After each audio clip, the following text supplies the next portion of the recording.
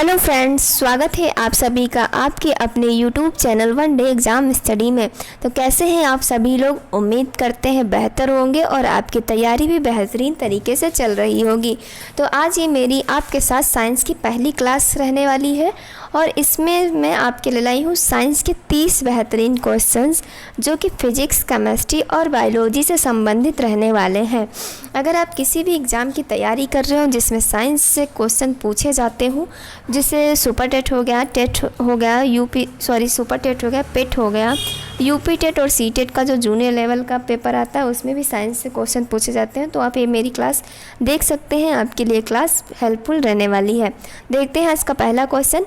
Parsec मात्रक है दूरी का, समय का, प्रकाश की चमक का या चुंबकीय बल का। तो पारसेक किसका मात्रक होता है? पारसेक जो मात्रक होता है वो दूरी का होता है। विकल्प ए यहाँ पे सही हो जाएगा। अगर यहीं पे पूछा जाता है कि एक पारसेक किसके बराबर होता है, तो एक पारसेक जो होता है वो 3.26 प्रकाश वर्ष के बराबर होता है। एक पारसेक में 3.26 प्रकाश वर्ष होते हैं। अब प्रकाश वर्ष क्या है? तो प्रकाश वर्ष भी दूरी का ही मात्रक होता है। प्रकाश द्वारा निर्वात में एक वर्ष में जो चली गई दूरी होती है उसे प्रकाश वर्ष बोलते हैं। और एक प्रकाश वर्ष में 9.46 × 10⁻15 मीटर होते हैं। ठीक है, एक प्रकाश वर्ष में 9.46 × 10⁻15 मीटर होते हैं। पारसेक और प्रकाश वर्ष पूछा जाए तो दोनों ही दूरी के मात्रक होते हैं। आगे बढ़ते हैं, प्रश्न संख्या 2 देखते हैं। निम्नलिखित में से एसआई यूनिट्स में कौन सा सही सुमेलित नहीं है? कार्य जूल, बल न्यूटन, द्रव्यमान किलोग्राम या दाब या डाइन, बताइएगा। इसमें एसआई यूनिट्स में कौन सा सुमेलित नहीं है? तो देखिए, कार्य का जो मात्रक एसआई होता है जूल सही लिखा हुआ है, बल का भी न्यूटन सही लिखा हुआ है, द्रव्यमान का किलोग्राम सही लिखा हुआ है, लेकिन दाब का जो डाइन ये मात्रक नहीं होता है। दाब का जो एसआई मात्रक होता है वो क्या होता है? पास्कल होता है।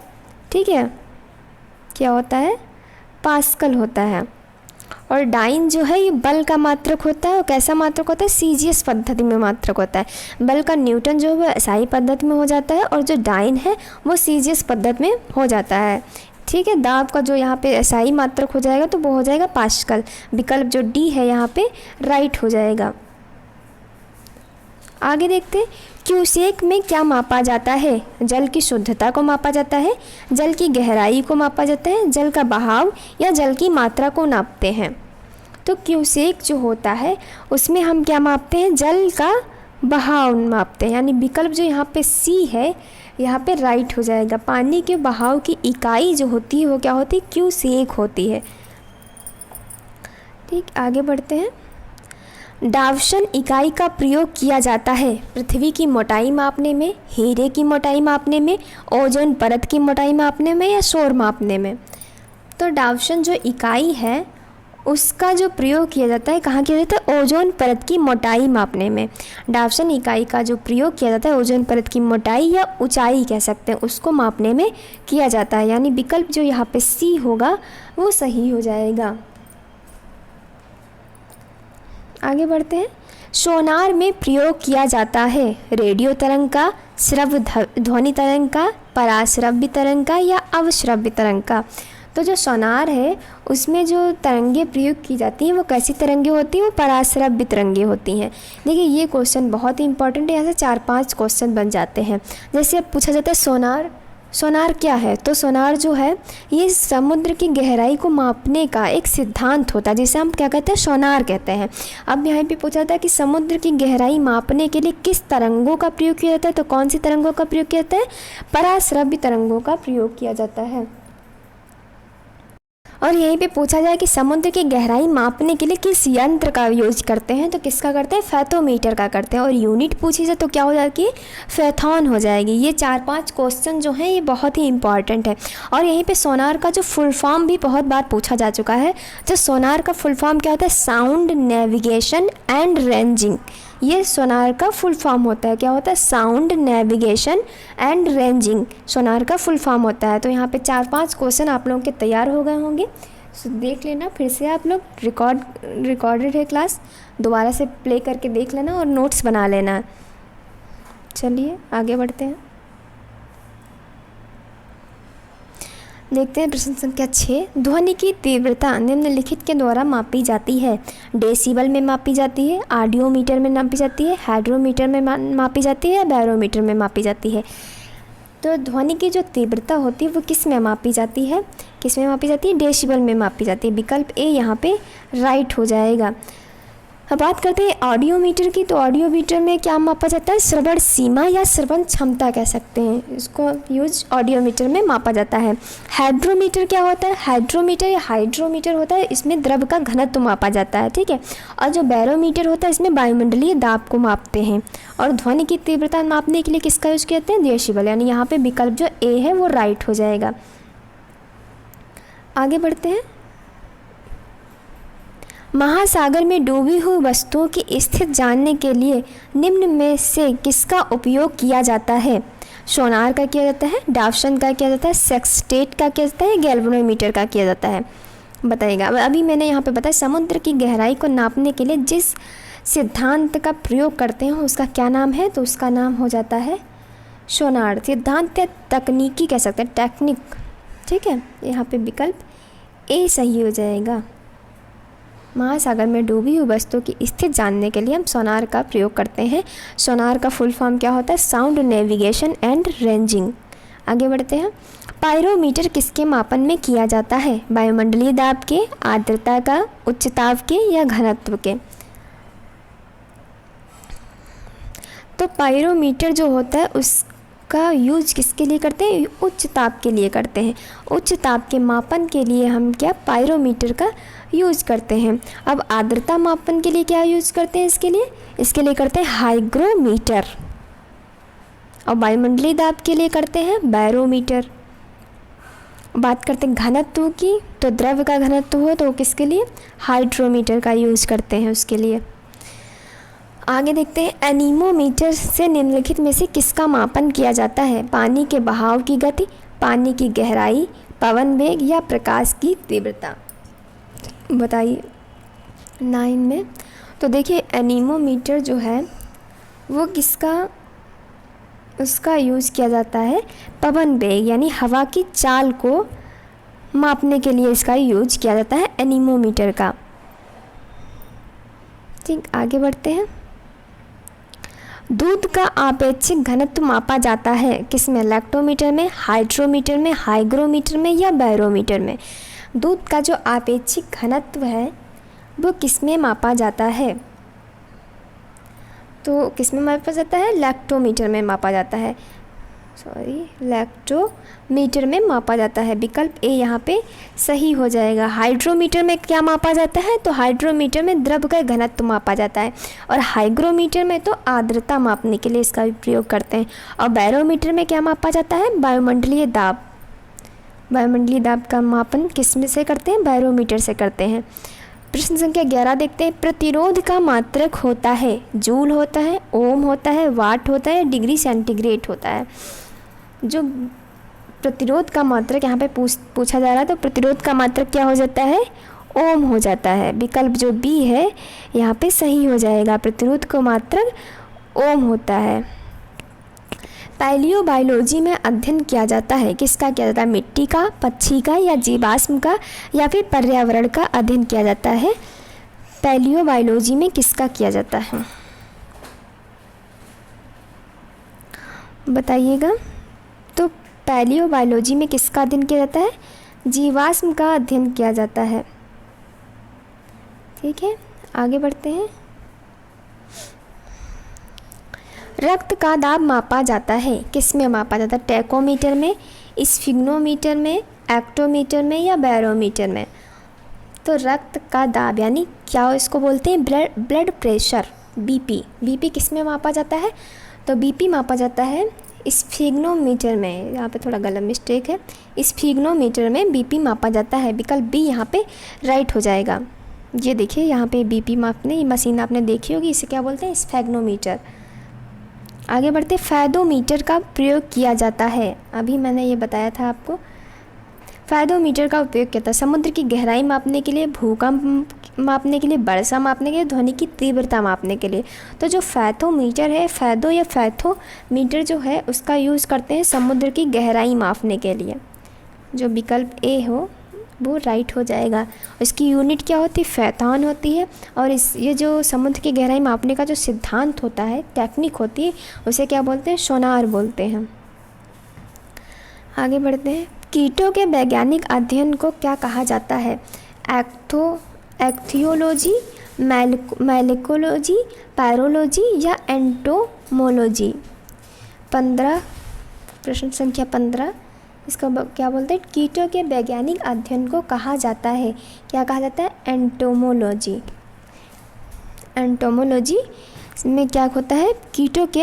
कीटों का अध्ययन होता है एंटोमोलॉजी में। विकल्प डी यहाँ पे राइट हो जाएगा।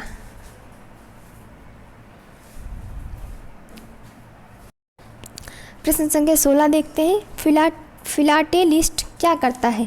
सिक्के जमा करता है, डाक टिकट जमा करता है, पक्षियों की तस्वीरें जमा करता है, पंख जमा करता है। तो जो फिलाटेलिस्ट होता है वो क्या? डाक टिकट का संग्रहण करता है। संग्रहण मतलब जमा करता है, ठीक है, डाक टिकट का संग्रहण करता है। आगे देखते हैं। मैमथ किसका पूर्वज है? जो मैमथ है ये किसका पूर्वज है? कुत्ते का है, हाथी का है, ऊंट का है या फिर घोड़े का है? तो जो मैमथ था ये किसका पूर्वज है? हाथी का पूर्वज है। विकल्प यहाँ पे बी राइट हो जाएगा। आगे बढ़ रहे हैं। डायनासोर किस युग में थे? पहले जोइक में थे, साइनोजोइक में थे, मेसोजोइक में थे या प्लेस्टोनिक में थे? तो जो डायनासोर थे वो किस में थे? वो थे मेसोजोइक में। मेसोजोइक युग में डायनासोर थे। यहाँ पे विकल्प कौन सा? सी राइट हो जाएगा। डॉल्फिन किस वर्ग में आती है? स्तनी में आती है, मत्स्य में आती है, उभयचर में आती है, सरीसृप में आती है? तो जो डॉल्फिन है वो किस में आ जाती है? वो स्तनधारी में आ जाती है। विकल्प ए यहाँ पे राइट हो जाएगा। स्तनी होती है डॉल्फिन। इसमें और भी जैसे होमोसेपियंस मनुष्य आता है स्तनधारी में, और हो गया वैल है, ये सब क्या है? उसमें स्तनधारी में आते हैं। 20 देखते हैं। मकड़ी कीट से भिन्न होती है क्योंकि मकड़ी की टांगें होती हैं। भाई मकड़ी की टांगें कितनी होती हैं बताइए? 6 होती हैं, 7 होती हैं, 8 होती है या फिर 10 होती हैं? तो मकड़ी की टांगें कितनी होती हैं? सभी को पता होगी कितनी होती हैं? 8 होती हैं मकड़ी की टांगें। विकल्प जो सी है यहाँ पर राइट हो जाएगा। निम्न में से सुमेलित नहीं है। हॉर्न सिल्वर, सिल्वर क्लोराइड, कृत्रिम वसा, सिल्वर नाइट्रेट, चूहे का विष, जिंक फास्फाइड, फिल्सफर ऊन, जिंक ऑक्साइड। तो यहाँ पे पूछा जा रहा है सुमेलित नहीं है, सुमेलित नहीं है। हॉर्न सिल्वर, सिल्वर क्लोराइड सही है। देखिए कृत्रिम वर्षा, यहाँ पे सिल्वर नाइट्रेट लिखा है, बल्कि क्या होता है? कृत्रिम वर्षा के लिए जो यौगिक होता है वो कौन सा होता है? AgI, silver iodide, silver iodide, इससे कृत्रिम वर्षा होती है। बाकी सारे ऑप्शन सही लिखे हैं तो विकल्प भी यहाँ पे राइट हो जाएगा। कृत्रिम वर्षा के लिए AgI जो होता है वो यूज किया जाता है, सिल्वर आयोडाइड। पृथ्वी की आयु मापने हेतु किसका प्रयोग किया जाता है? यूरेनियम विधि का किया जाता है, जैव तकनीकी विधि का किया जाता है, कार्बन डेटिंग विधि का किया जाता है, जैव घड़ी विधि का किया जाता है। तो जो पृथ्वी की आयु है उसके लिए हम किसका यूज करते हैं? यूरेनियम विधि का प्रयोग करते हैं। विकल्प ए यहाँ पे राइट हो जाएगा। मच्छर भगाने वाली दवाओं में सक्रिय रसायन कौन सा है? एरिथ्रीन है, एट्रोपिन है, 2-आइसोप्रोपेक्सिल फिनाइल है या बेंजीन हेक्साक्लोरोफिन है? बताइए 23 में कौन सा विकल्प सही हो जाएगा? मच्छर भगाने वाली दवाओं में कौन सा सक्रिय रसायन होता है? तो कौन सा होता है? एलिथ्रीन होता है। मच्छर या मक्खी भगाने वाली दवाओं में जो रसायन होता है, सक्रिय रसायन, वो क्या होता है? एलिथ्रीन होता है। विकल्प ए यहाँ पे राइट हो जाएगा। हरी खाद के लिए सबसे उपयुक्त फसल कौन सी है? आलू है, गन्ना है, सनई है या फिर चना है? तो जो हरी खाद जिससे हमें मिलती है वो सबसे उपयुक्त फसल कौन सी हो जाएगी? सनई हो जाएगी। विकल्प यहाँ पे जो सी है ये राइट हो जाएगा। सनई से हमें हरी खाद पर्याप्त मात्रा में मिल जाती है। चूहे मारने में किस रसायन का प्रयोग होता है? एथाइल अल्कोहल का, मिथाइल आइसोसाइनेट का, पोटेशियम साइनाइड का या फिर कार्बन डाइऑक्साइड का? तो देखिए चूहे मारने में जो रसायन प्रयोग किया जाता है वो कौन सा होता है, पोटेशियम साइनाइड, KCN। ये क्या है, पोटेशियम साइनाइड। इसका प्रयोग करते हैं चूहे मारने में। चूहे मारने का जो रसायन होता है उसे क्या कहते हैं, पोटेशियम साइनाइड कहते हैं। अग्निरोधक कपड़ा बनाने में किसका प्रयोग किया जाता है, सोडियम सल्फेट का किया जाता है, मैग्नीशियम सल्फेट का किया जाता है, फेरस सल्फेट का किया जाता है, या फिर एल्यूमिनियम सल्फेट का किया जाता है।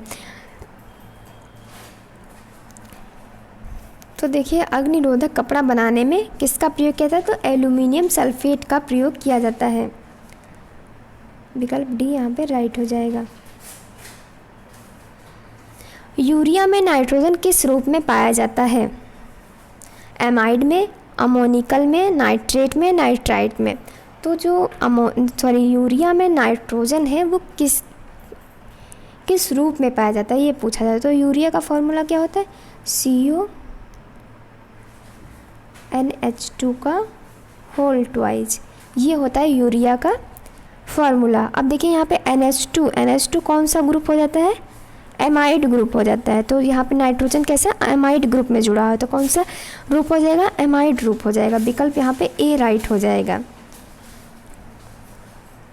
आगे बढ़ते हैं 28। यूरिया में नाइट्रोजन का प्रतिशत कितना होता है, 30% होता है, 47% होता है, 23% होता है, या फिर 60% होता है।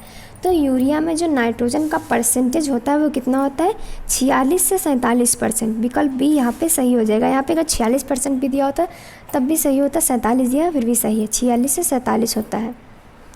लौंग के तेल का निम्नलिखित में से कौन सा एक प्रमुख घटक है, मेथॉल है, यूजेनॉल है, मेथेनॉल है, या फिर बेंजीन है। तो जो लौंग का तेल हो उसका प्रमुख घटक क्या हो जाता है, यूजेनॉल हो जाएगा। विकल्प बी यहाँ पे राइट हो जाएगा।